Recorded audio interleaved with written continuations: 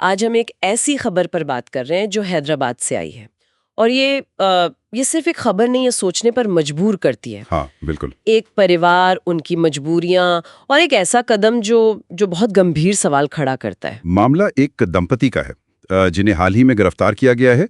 आरोप है कि वो अपनी बेटियों की कॉलेज फीस भरने के लिए ऑनलाइन अश्लील सामग्री बेच रहे थे। ये वाकई बहुत अजीब और दुखद भी है। जी, और आज हम इसी मामले को थोड़ा खोल कर देखेंगे।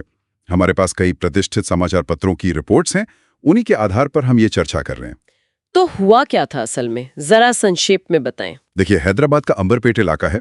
वहां 26 जून 2025 को पुलिस ने एक 41 साल के ऑटो चालक नरेश और उनकी 37 साल की पत्नी पल्लवी को गिरफ्तार किया। जी। और आरोप क्या थे? आरोप यह है कि ये दोनों पति पत्नी एक ऑनलाइन पहचान बनाकर, नाम था स्वीटी तेलुगु कपल 2027। अच्छा। हाँ, तो इस नाम से वो मोबाइल ऐप्स और सोशल मीडिया पर अपने अंतरंग पलों को लाइव स्ट्रीम करते थे और रिकॉर्डेड वीडियो भी भेजते थे, अपनी पहचान छुपाकर। जी, मास्क पहनकर, ताकि कोई उन्हें पहचान न सके। और इसके लिए वो पैसे लेते थे? कैसे? हाँ, पैसे लेते थे, जैसे लाइव स्ट्रीमिंग के लिए करीब 2000 रुपए, और जो रिकॉर्डेड क्लिप्स होती थी उनके लिए 500 रुपए, कभी कभी तो 5 मिनट के लाइव सेशन के 1000 रुपए तक भी लेते थे। और पेमेंट वो कैसे होती थी? पेमेंट ऑनलाइन वॉलेट्स के जरिए, मतलब सब कुछ डिजिटल तरीके से। लेकिन सवाल ये उठता है कि आखिर क्यों कोई ऐसा कदम क्यों उठाएगा? यहाँ बात शायद ज्यादा पेचीदा हो जाती है। बिल्कुल। पूछताछ में दंपत्ति ने जो बताया वो कहानी का दूसरा पहलू है। उन्होंने कहा कि वो बहुत ज्यादा आर्थिक तंगी से गुजर रहे थे। आर्थिक तंगी? हाँ, पति ऑटो चलाते थे, उनकी तबीयत कुछ समय से खराब थी तो कमाई लगभग बंद हो गई थी। पत्नी गृहिणी है और उनकी सबसे बड़ी चिंता थी अपनी 2 बेटियों की कॉलेज की फीस। बेटियां? उनकी पढ़ाई के लिए? जी। उनकी 2 बेटियां हैं। एक बेटी बीटेक सेकेंड ईयर में है और दूसरी ग्रेजुएशन में एडमिशन लेने वाली थी। और रिपोर्ट्स में ये भी आया है कि बेटियां पढ़ाई में काफी अच्छी हैं। हाँ, बहुत होशियार बताई जाती हैं। एक बेटी ने तो 12वीं में कमाल ही कर दिया था, 470 में से 468 नंबर लाई थी। ओह! तो आप समझ सकते हैं माँ बाप पर कितना दबाव होगा उनकी पढ़ाई को जारी रखने का। उनका कहना है कि इसी बेबसी में उन्होंने ये रास्ता चुना। ये तो स्थिति को बहुत जटिल बना देता है। एक तरफ बेटियों का भविष्य, दूसरी तरफ ये गैरकानूनी काम। अच्छा, पुलिस को कैसे पता चला इस सब के बारे में? पुलिस की जो ईस्ट जोन टास्क फोर्स है, उन्हें कहीं से गुप्त सूचना मिली थी, टिप मिली थी। हाँ, उसी के आधार पर उन्होंने 17 जून को उनके घर पर छापा मारा और वहां से उन्हें हाई डेफिनेशन कैमरे मिले, मोबाइल फोन और भी कुछ उपकरण जब्त किए गए। और फिर कानूनी कार्रवाई हुई।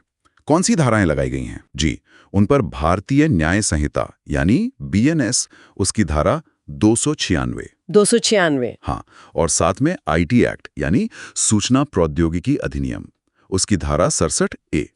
इनका मतलब क्या है आम भाषा में? देखिए, BNS की धारा 296 मूल रूप से सार्वजनिक जगहों पर अश्लीलता या अभद्रता से जुड़ी है, और IT एक्ट की धारा 67A खास तौर पर इलेक्ट्रॉनिक तरीके से, मतलब ऑनलाइन, यौन रूप से स्पष्ट सामग्री फैलाने को अपराध मानती है। ठीक है। तो इन धाराओं के तहत मामला दर्ज करके उन्हें गिरफ्तार किया गया और फिर न्यायिक हिरासत में भेज दिया गया। इस मामले में कुछ और भी बातें सामने आई हैं? कोई और पहलू? हाँ, कुछ रिपोर्ट्स में पुलिस सूत्रों का जिक्र है कि इस काम से उनकी जो कमाई हो रही थी वो उनके ऑटो चलाने की कमाई से कहीं ज्यादा थी। अच्छा।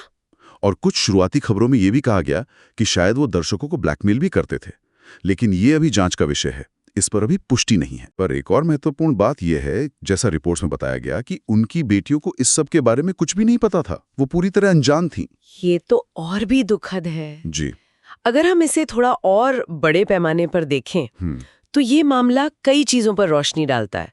एक तो सोशल मीडिया और एप्स का दुरुपयोग कितना आसान हो गया है। सही कहा। दूसरा, आर्थिक दबाव, कैसे वो लोगों को ऐसे मोड़ पर ला सकता है जहां सही गलत का फर्क शायद धुंधला जाए। और शायद शिक्षा व्यवस्था पर भी सवाल उठता है। मतलब हम शिक्षा को इतनी अहमियत देते हैं, लेकिन क्या वो सबके लिए वाकई सुलभ है, खासकर जब परिवार पर ऐसी मुसीबत आन पड़े? बिल्कुल, यही बात।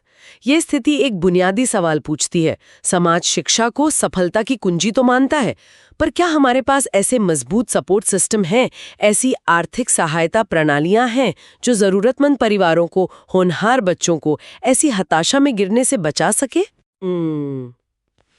ये वाकई सोचने वाली बात है कि एक समाज के तौर पर, एक व्यवस्था के तौर पर हमारी क्या जिम्मेदारी बनती है ताकि लोगों को ऐसी नाउम्मीदी में ऐसे रास्ते ना चुनने पड़े? हाँ, ये एक ऐसा सवाल है जिस पर शायद हम सभी को सोचना चाहिए। कैसे हम शिक्षा के अवसर और आर्थिक सुरक्षा दोनों को बेहतर तरीके से सुनिश्चित कर सकते हैं। बिल्कुल, एक जरूरी सवाल हमारे आज के समय के लिए। आशा है आपको आज का एपिसोड पसंद आया होगा। AI भारतवाणी को जरूर सब्सक्राइब करें। मिलते हैं अगले एपिसोड में।